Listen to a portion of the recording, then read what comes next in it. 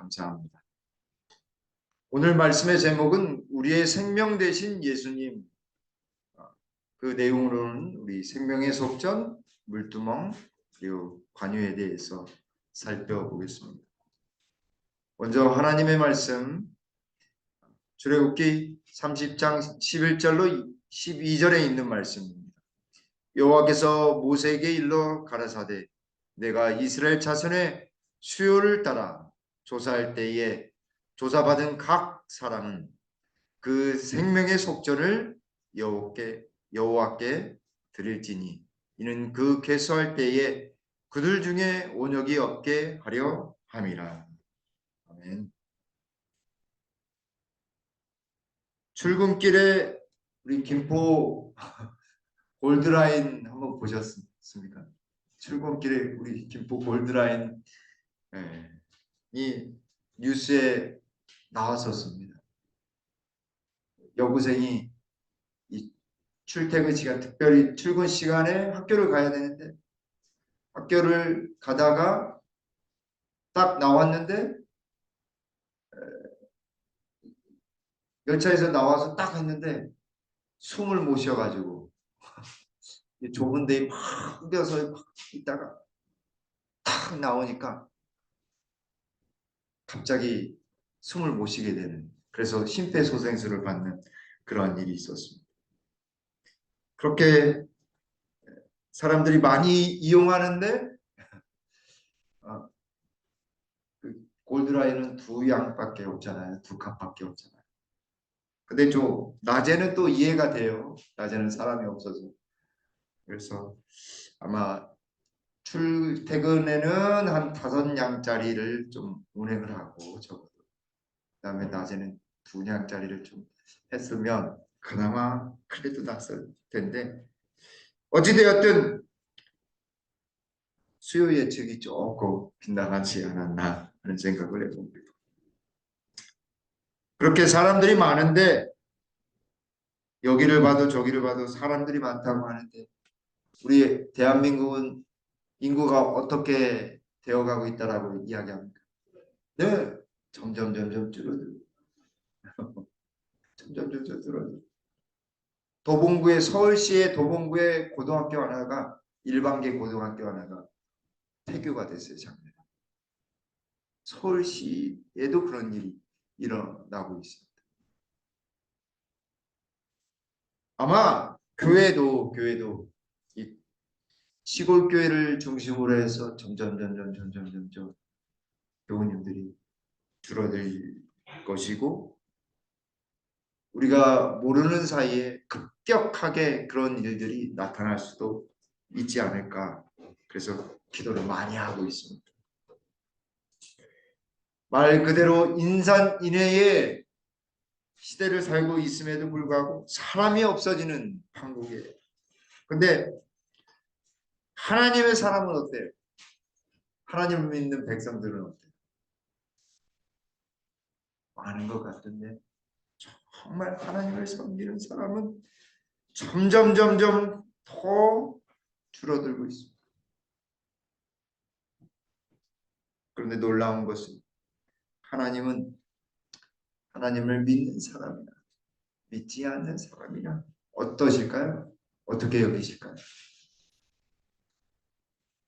누가복음 12장 7절 말씀. 너희에게는 오히려 머리털까지도 다 세신 바 되었나니 무엇하지 말라고요? 두려워하지 말라. 너희는 많은 참새보다 귀하니라. 하나님은 똑같이 사랑하시는데 한 사람 한 사람을 뭐까지도 세신다고요? 머리털까지. 오늘 몇 개 빠진지도 다 아실 거예요. 머리털까지 다 세신받. 그게 무슨 말씀이냐면 그만큼 관심을 두시고 그만큼 우리에 대해서 우리의 마음과 몸을 다 살펴주시고 인도해 주신다라고 하는 것입니다. 왜냐하면 왜 이 얘기를 제가 이렇게 꺼냈냐면 왜냐하면 예수님이 우리의 죄값을 다 치르실 만큼 그렇게 우리를 존귀히 여기시고 가치 있게 여기신다는 사실입니다. 아무도 소외되거나 어느 누구도 아무리 어린 아기라 할지라도 아무리 연약한 그런 사람이라 할지라도 여기 참새를 빗대서 말씀하셨어요. 예수님. 참새는 어떻습니까?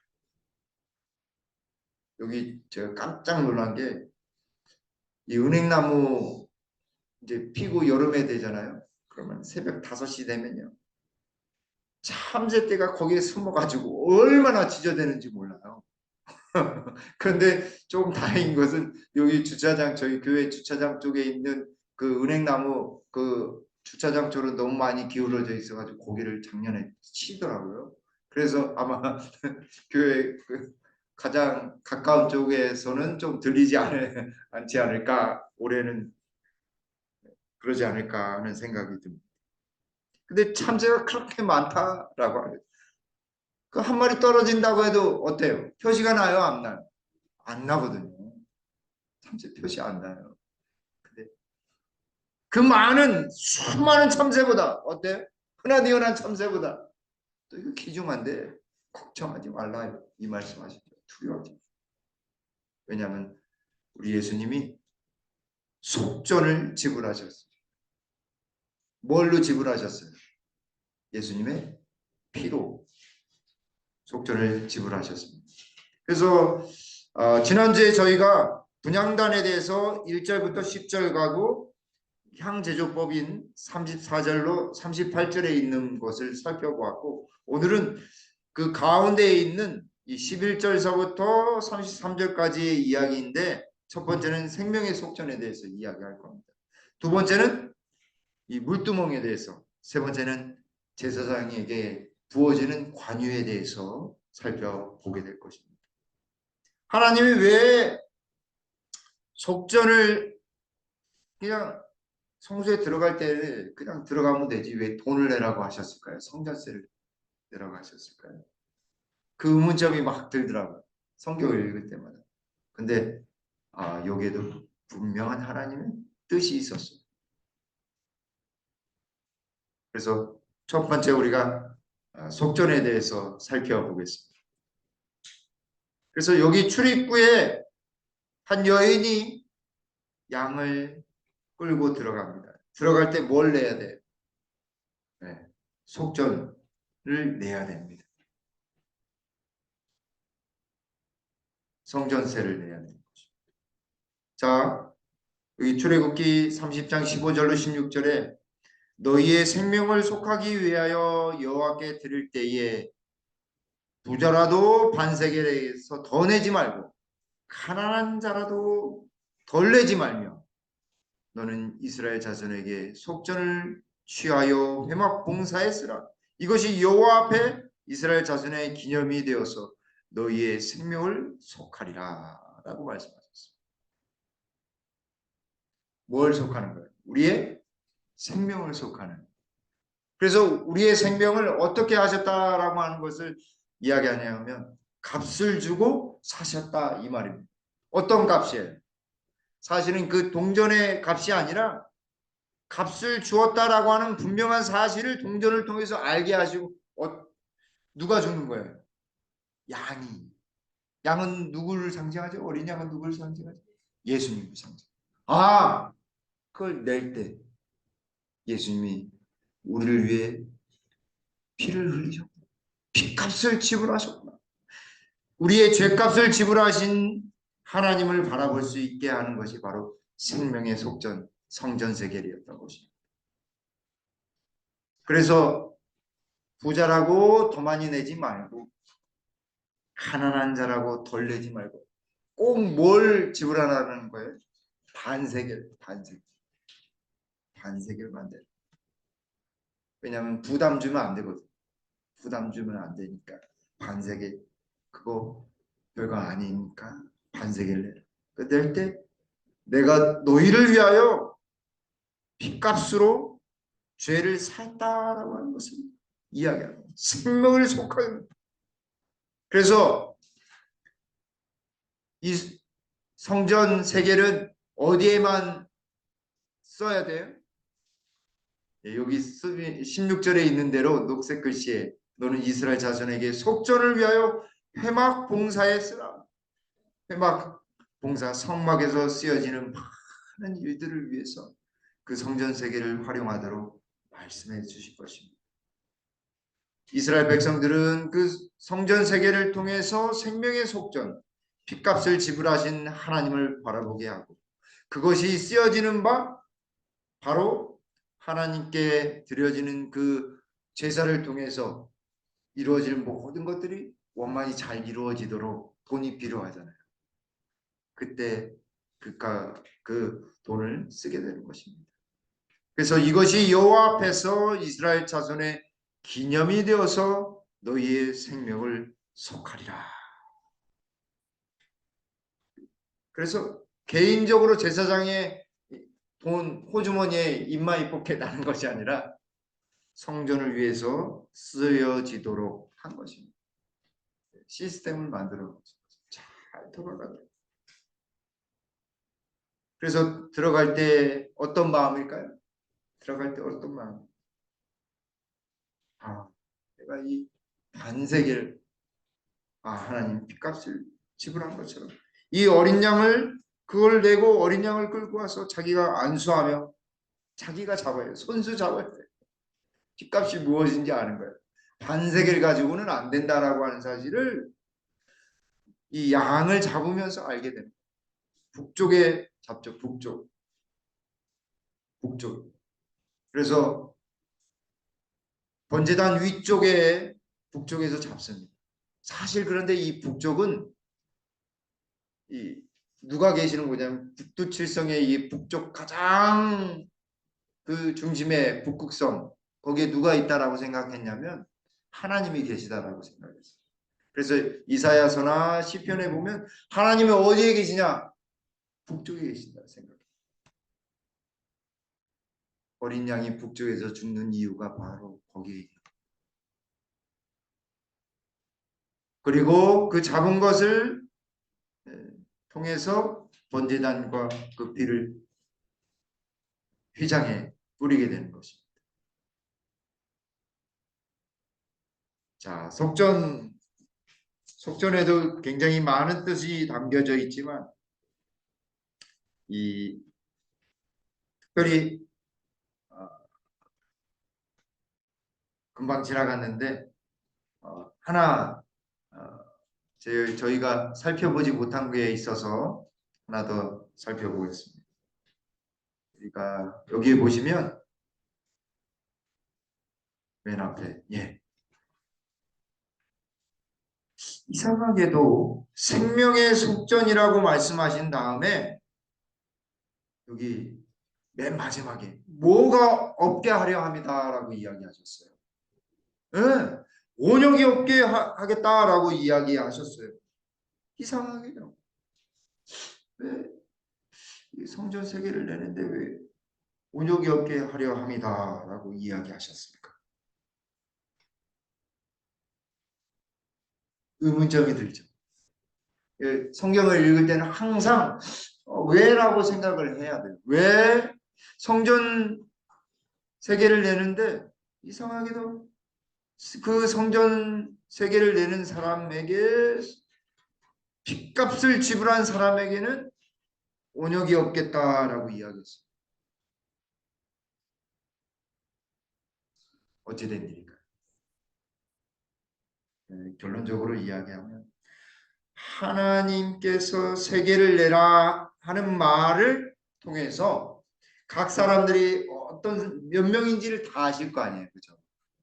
수요를 조사했어요. 인구 조사한 다음에. 그런 다음에 성전 세계를 내라 이야기하셨어요. 그죠? 그 말씀대로 행하면 질병이 없겠다라고 말씀하십니다. 하나님 말씀대로 순종하면 질병이 없겠다 말씀하십니다.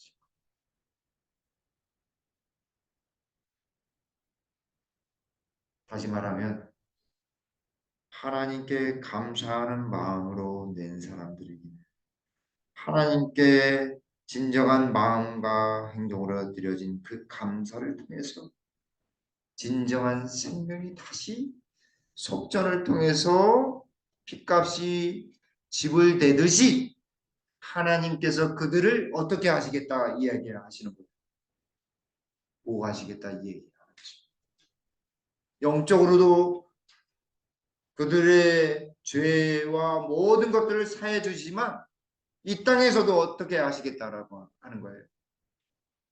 온전히 주관하시고 인도해 주시겠다라고 하는 것입니다. 생명을 주관하신 그 하나님이 지금도 살아계셔서 인도해 주신다라고 하는 것입니다. 그래서 제가 누가복음 12장 7절에 있는 말씀을 인용해서 설명을 드렸던 것입니다.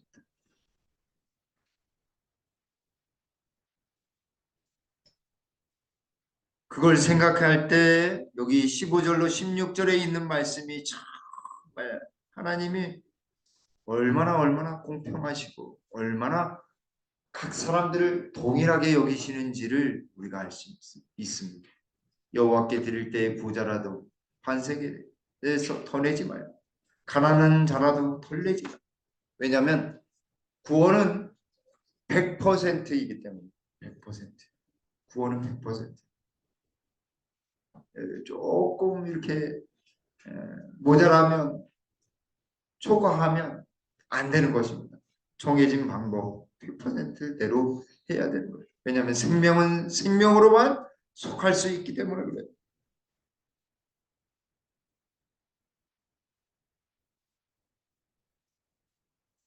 이제 두 번째입니다. 물두멍이에요. 번제단을 지나면 바로 물두멍이 있습니다.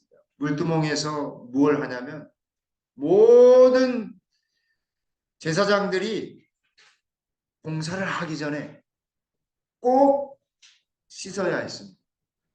17절에 여호와께서 모세에게 일러 가라사대 너는 물두멍을 무엇으로 만들어요? 노스로 만들어 씻게 하되 그것을 해막과 단 사이에 두고 그 속에 물을 담으라. 아론과 그 아들들이 그 두멍에서 수족을 씻게라고 했습니다. 씻어야지만 제사장 사역을 할 수 있어요. 근데 무엇으로 만들으라고 말씀하셨어요? 노. 특별히 이 물두멍은 어떤 노스로 만드냐면 여인들의 거울로 옛날에는 거울이 이 구리 황동으로 이렇게 바짝바짝 해가지고 재련을 해서 이렇게 얼굴빛을 비췄거든요. 방자육이 옛날에 사용을 하신 걸 아시는지 모르겠어요. 아실 거예요. 우리 집사님들, 현 집사님들. 모래로 닦으셨던. 아니면 요즘 방자육이 보시면 이게 황동, 동으로 만들었거든요. 보면 이게 참 문대면 얼마나 반짝반짝거리는지. 옛날에는 거울이 없었거든요. 뭘로 만들었냐면 고대에는 이 노수로 만들었어요. 그 여인들의 헌신적인 그 헌신이 담겨져 있는 것을 통해서 하나님 거기다 물을 담그라고 하셨어요. 헌신이 없으면 물을 담을 수가 없는 것입니다. 헌신이라고 하는 그릇에 물이 담겨져 있어요. 성령이 부어지게 되어 있어요. 그래서 성소 안에는 뭘로 되어 있어요? 다 네, 금으로 되어 있는데 이 뜰에 있는 기구 번제단과 이 물두멍은 노수로 만들어졌어요. 이것은 바로 헌신과 희생을 상징하는 것이죠. 그래서 다른 그림들이에요. 다른 그림 쭉 보겠습니다. 그래서 여기 등대, 떡상, 법궤, 분향단 모든 것 성소 안에 있는 것들은 다 금으로 벽까지도 금으로 되어 있는데 이 번제단과 물두멍은 노수로 되어 있습니다. 여인들의 거울. 그래서 번제단과 이 물두멍이 노수로 되어 있는 이유는 바로 이 죄의 희생과 그리고 죄인들의 헌신 봉사 상징하기 때문에 노스로 만들었습니다. 그래서 직무를 하기 전에 제사장들이 이 물두멍에다가 씻는 것입니다. 꼭 씻어야 했어요.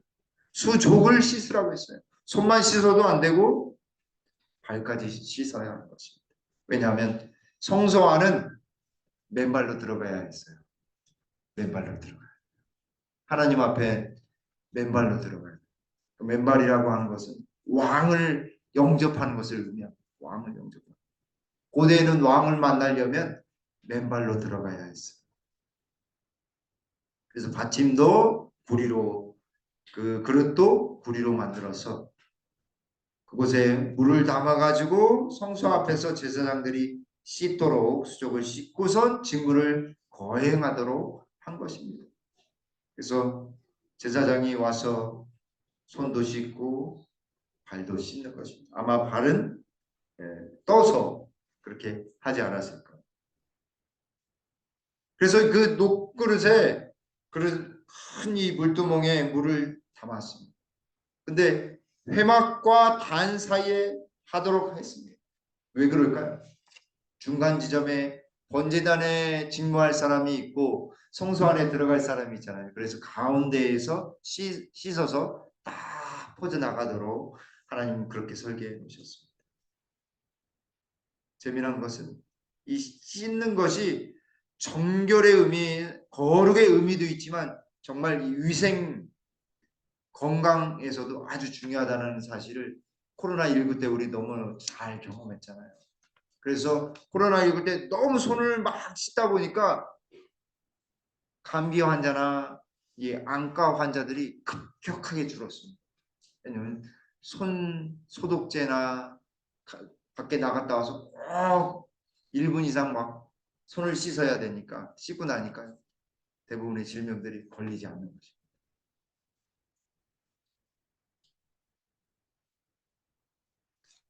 이 물두멍이 담고 있는 의미를 좀 한번 살펴볼까요? 무엇을 담고 있는가? 에베소서 5장 26절에는 이는 곧 물로 씻어 말씀으로 깨끗하게 하사 거룩하게 하시고 라고 했습니다. 물과 뭐를 동일하게 이야기해요? 바울이요? 말씀. 하나님의 생명수와 같은 말씀. 물로 손과 발을 씻듯 우리의 마음도 무엇으로 씻어야 돼요, 여러분? 말씀으로 씻어야 돼요. 말씀으로 씻지 않으면 우리의 마음이 죄로 얼룩진 우리의 어두운 마음이 씻겨져요, 안 씻겨져요? 아무리 좋고 재미나고 웃기고 흥미진진한 좋은 프로그램 아니면 유튜브의 그 동영상이라 할지라도 마음을 깨끗하게 할 수는 없는 것입니다. 우리의 죄를 깨끗하게 할 수 없어요. 물로 씻는, 성령으로 씻고 말씀으로 씻어야만 하는 것입니다. 또 이 물두멍의 물은 무엇을 상징하냐면 성령을 상징합니다. 말씀을 통해 성령이 임하다. 우리의 갈라진 마음에 하나님의 성령이 임할 때 생수의 경험을 하게 되는 것입니다. 요한복음 7장 36절 38절 중에 여기 37절에 명절 끝날 곧 큰 날에 예수께서 서서 외쳐 가라사대 누구든지 목마르거든 내게로 와서 마시라. 나를 믿는 자는 성경의 이름과 같이 그 배에서 생수의 강이 흘러나리라 하시니 목이 가랄 때 생수를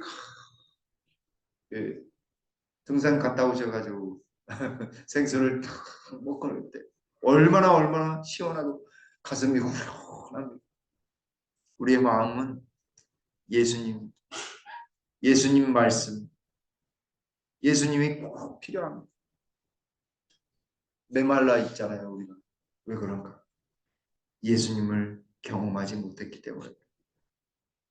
그 목마른지도 잘 몰라요. 밤 되면 막 뭐가 출출하시죠. 왜 그러냐면 대부분 80% 이상은 목마른 건데 착각해가지고 아 배고픈가 보다라고 해서 먹게 된다라고 합니다. 저도 종종 경험하게 됩니다. 그럴 때는 물을 마셔야 합니다. 영적으로 우리가 예수님을 믿을 때 가라앉은 마음, 허기진 마음, 외로운 마음이 들 때 누가 필요한 거예요? 아, 예수님이 필요한 거죠. 물두멍은 바로 누가 필요하다는 사실을 알려주는 거예요. 예수님이 필요하다는 사실. 우리가 더럽혀진 이 손과 발, 하나님이 해야 되는데 자꾸 이렇게 안 되는 이유가 바로 여기 있는 것입니다. 예수님이 필요합니다. 우리의 발을 씻겨주신 그 예수님. 물두멍은 표상적으로 예수님의 흘린 피에 대한 믿음을 통해서 우리의 죄가 씻어져 버렸다는 사실을 알려줍니다. 그래서 손발을 씻는 것은 이 전체를 씻는 게 아니라 손발을 씻잖아요. 손발을 씻는 의미는 바로 생활의 개혁을 의미하는 것입니다. 하나님 일을 하는 제사장이 손발을 씻고 하나님 일을 하잖아요. 근데 다시 더럽혀질까요? 안 더럽혀질까요? 더 더러워집니다. 사실. 손에 피를 묻혀요. 발에 어떻게 맨발로 성소에 들어가야 돼요. 그러나 하나님은 뭐라 이야기하시냐? 물두멍에서 씻으면 정결케 되고 거룩하게 되리라 말씀하십니다. 왜냐하면 물두멍은 바로 예수님을 상징하기 때문에 그런 것입니다. 여기 20절에 그들이 회막에 들어갈 때에 물로 씻어 죽기를 면할 것이요. 안 씻고 하나님을 하면 어떻게 돼요? 제사장들이요? 죽어요. 죽어요. 근데 영적으로 우리가 예수님께로 가서 우리가 손발을 씻어야 할 텐데 씻지 않으면 우리가 영적으로 어떻게 되는 거예요? 매일 제사장들이 이렇게 바뀌거든요. 매일 바뀌어요. 근데 매일 바뀔 때마다 어떻게 되냐면 꼭 씻어야 했어요. 꼭 씻어야 했어요. 그렇듯 우리도 손발을 예수님께 맡겨야 하는 것입니다. 그렇지 않고서는 우리가 영적으로 죽을 수밖에 없어요. 왜 우리의 마음이 자꾸 허기지고 가라고 고독하고 외로운 예수님이 필요하기 때문에 그런 것입니다. 그래서 이 성소는 우리가 기구들을 거진 다 살펴봤거든요. 이렇게 쫙 보면은 하나님이 세팅을 잘 해놓으셨습니다. 뭐가 보이도록요? 십자가가 보이도록 세팅을 해놓으셨습니다. 그래서 번제단이 있고 물두멍이 있고 성소에 들어가서 맨 좌편에는 등대가 있고 그 다음에 오른편에는 떡상이 있어요. 그리고 분향단이 있고 지성소 안에는 법궤가 있었어요. 예수님 보도록 만들어 놓은 거죠. 시스템이 그렇게 되어 있어요. 우리 모두가 물두멍을 상징하는 우리 예수님, 우리의 죄를 씻어주시고 우리를 온전케 거룩하게 하실 그 예수님께 모든 것을 의지하게 되길 간절히 바라겠습니다. 세 번째는 관유입니다. 이제 제사장이 직무를 할 때에 시작하기 전에 뭘 했어야 하냐면 관유를 부어야 했어요. 이 일은 한 번 행하는데 특별히 이 제사장들이 들어올 때는 몇 세부터 하는지 아십니까? 딱 정해져 있어요. 딱 정해져 있어요. 그래서 정해진 그때 시작하기 전에 뭘 부어야 돼요? 기름을 부어요. 근데 그냥 기름이 아니라 그 기름에 감람나무 위에다가 향기를 첨가해 가지고 하는 것입니다. 그래서 50세까지 만 50세까지 제사장 일을 해야 합니다. 그 다음서부터는 필요할 때만 할 수 있어요. 필요한 때. 그리고 정해진 직무만 행할 수 있는 것입니다. 그래서 아론과 그 아들들에게 기름을 발라 그들을 어떻게 하고요?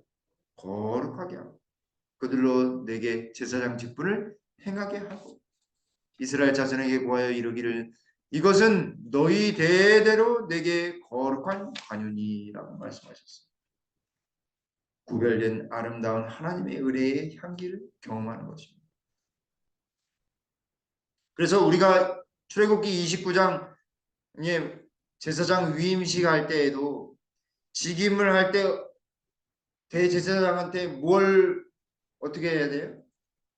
손을 얹어서 안수기도 하고 기름을 부어야 했습니다. 머리부터 발끝까지 쫙 기름을 부어야 했습니다.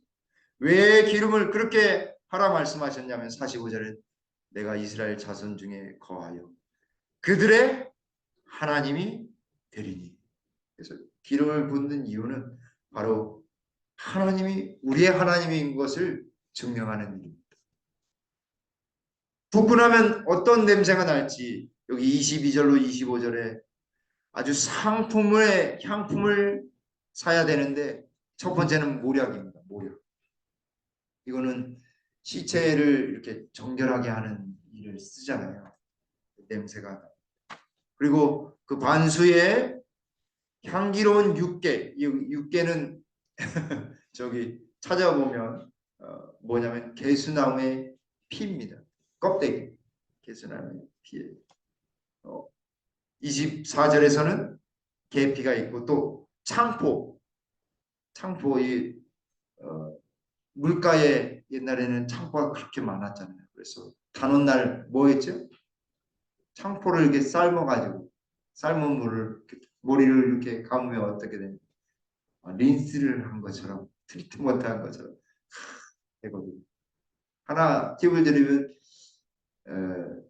린스는 머리 중간 머리 끝을 여기 두피에다 하는 것이 아니라 머리 끝만 하셔야 돼요. 중간서부터 머리 끝만 하셔야지만 머릿결이 삽니다.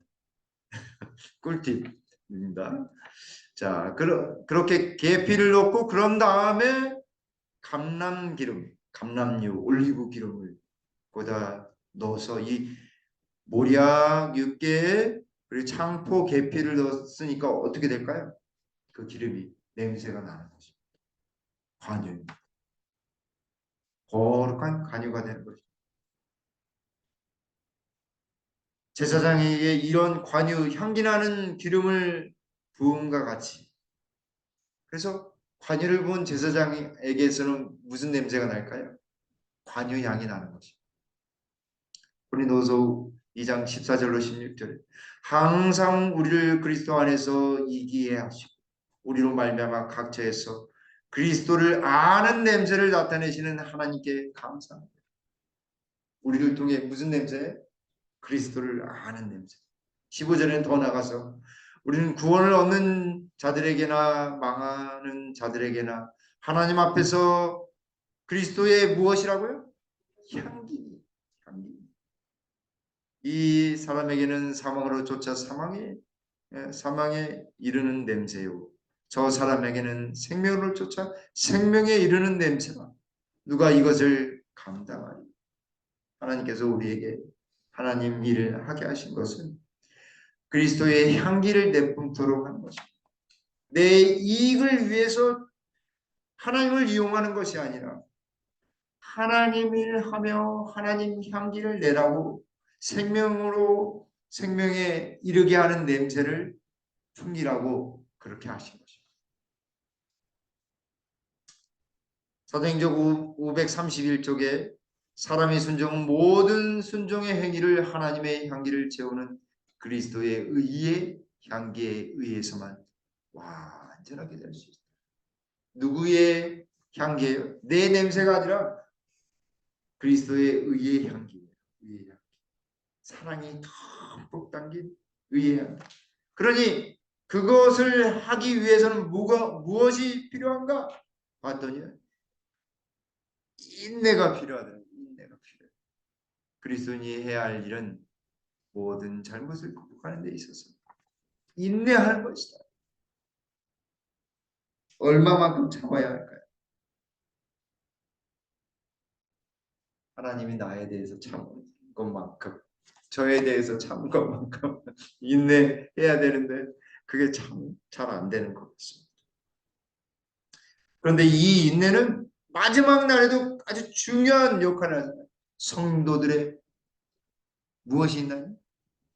인내가 있나요? 마지막 남은 우리 남은 자손에게도 인내가 필요한 거예요.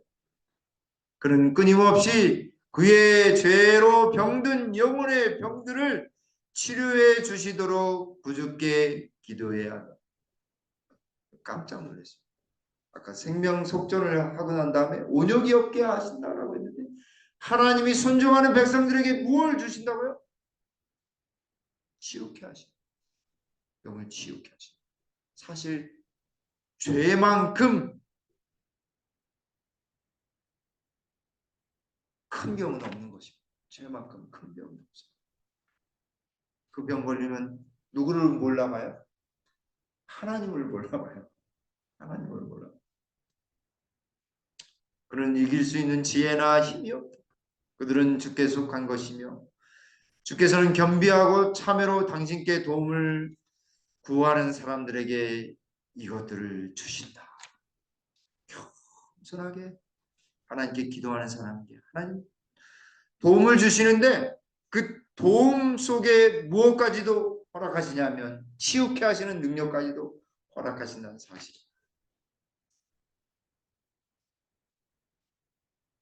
그리스도의 품성에서 풍기는 향기가 없이는 지식과 영향력과 권세에 대한 모든 주장은 전혀 무가치한 것이다. 제가 얼마나 하나님께 감사하고 회개했냐면 제가 하는 모든 것 속에 예수님의 품성의 향기가 나타나지 않으면 아무것도 아니라는 사실을 또 깨닫게 해주셨어요. 마치 피가 몸의 생명인 것처럼 그리스도께서는 영혼의 생명이 되셔야 한다. 우리의 피 속에 뭐가 있어요? 적혈구라고 하는 게 있잖아요. 근데 그 적혈구가 있어서 산소를 이렇게 세포 속에 주고 이산화탄소 받아와가지고 다시 호흡하게 만들거든요. 근데 영적인 호흡, 생명은요, 예수님의 피가 흘러야 돼요. 재림 성도는 그리스도인들은 영적인 그리스도인들의 피는 무엇이에요? 예수 그리스도의 피라고 하는 사실입니다.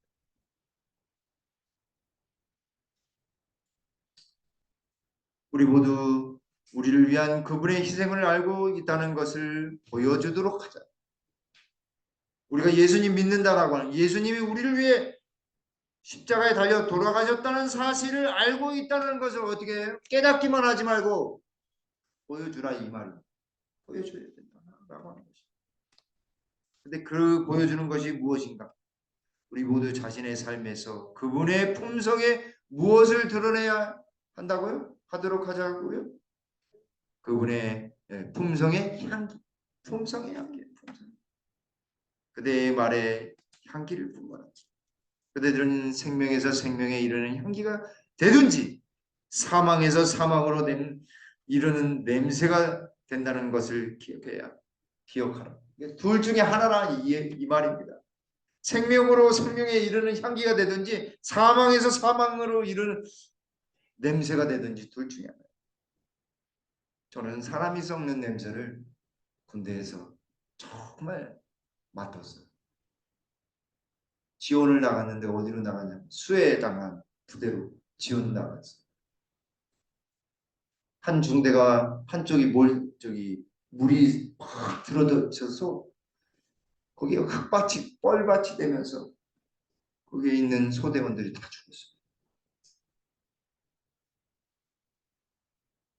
거기서 죽은 병사들을 내는데 며칠도 안 됐는데 하루 반나절밖에 안 됐는데 냄새가 나서 냄새. 얼마나 지독한지. 우리 모두 향기 나는 꽃과 같이 되도록 하자. 그리스도의 꽃이 되어야 하겠습니다. 우리는 예수님의 꽃이에요.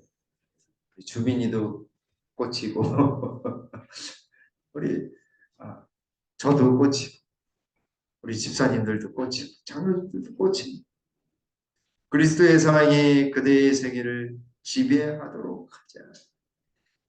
꽃이 될 수 있는 방법은 예수님의 사랑밖에 없어요. 예수님의 사랑이 나타나야 돼요. 가정에서부터, 그리고 우리의 삶의 작은 자리에서부터 나타나서 교회와 그리고 많은 사람들에게, 더군다나 어디까지 나타나냐면 우리의 말 속에도, 여기 있는 표현 그대로 그대들의 말이 아로새긴 은쟁반의 금사와 같이 되게 하자. 얼마나, 하나님, 제가 말을 못합니다. 특별히 가족들한테 말을 제대로 못해요. 용서해 주십시오.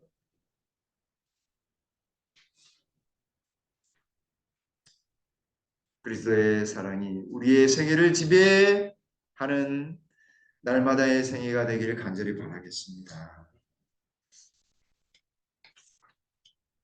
어느 무더운 날에 미국의 메릴랜드 한 마을에 남루한 복장의 남학생이 있었습니다. 겨우겨우 책을 팔아서 생계를 꾸려나갔습니다. 엄마는 병에 걸리셔서 누워 계시고, 아빠는 사고로 돌아가셨습니다. 희망이 없는 것처럼 보였지만 그는 가족을 위해서, 그의 미래를 위해서 책을 팔았습니다. 무더운 날 너무 배가 고파서 3일째 아무것도 먹지 못해서 그 마을 입구에 허름한 집에 방문을 했습니다. 한 소녀가 나왔습니다. 우리는 너무 가난해서 책을 살 수 없어요. 소녀가 말했습니다. 그때 그 남학생이 이마에 땀을 닦으면서 이야기했습니다.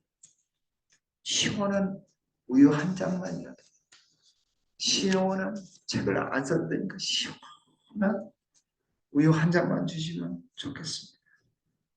그 소녀는 잠시 집에 들어가 냉장고에 있는 우유를 꺼내서 컵을 내려놓고, 하나를 주기에는 좀 그래서 두 잔을 준비해서 우유를 정성껏 담았습니다. 그리고 그 남학생에게 친절하게 그 우유 대접을 했습니다. 그리고 그 남학생은 그 소녀의 이름과 그 집의 주소를 적었습니다. 수첩에다 적었습니다. 꼭 기억하고 싶었습니다. 그리고 20년 후 메릴랜드 병원에 한 여성 중환자가 실려왔습니다. 병원장 하워드 켈리 박사는 의사들을 총동원해서 그녀를 살려냈습니다. 그러나 그녀는 1만 달러가 넘는 치료비 청구서를 받고서 한숨을 내쉬었습니다. 그런데 놀랍게도 그 청구서 뒤에 병원장의 짤막한 편지 한 장이 붙어 있었습니다. 20년 전에 저에게 대접해 주신 우유 두 잔이 당신의 치료비 전부와 대체되었습니다.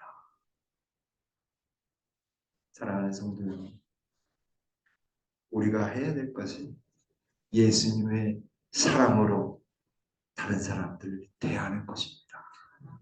저와 여러분들이 오늘 우리에게 주신 그 사랑의 향기를 내뿜을 그 명령을 온전히 우리의 삶에 투영하는 저와 여러분들 되시길 간절히 바라면서 말씀을 드리겠습니다.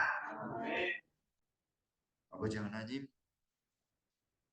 저희들을 위해 당신의 피값으로 우리의 죄값을 치루어 주셨사오니 주님 감사합니다. 우리의 죄된 모든 것 씻기시기 위해 이 땅에 오셔서 성령을 통해 거룩하게 하신 예수님의 은혜에 주님 감사합니다. 우리가 해야 될 것은 우리의 향기가 아닌 예수 그리스도의 향기임을 알게 도와주셨사오니 우리의 가정에서, 우리의 직장에서, 내가 만나는 모든 사람들에게, 그리고 교회에서 그리스도의 향기를 전하는 우리 김복계 모든 성도님들 될 수 있도록 성령으로 인도해 주시옵기를 우리 구주 예수님의 이름으로 간절히 기도 올리옵나이다. 아멘.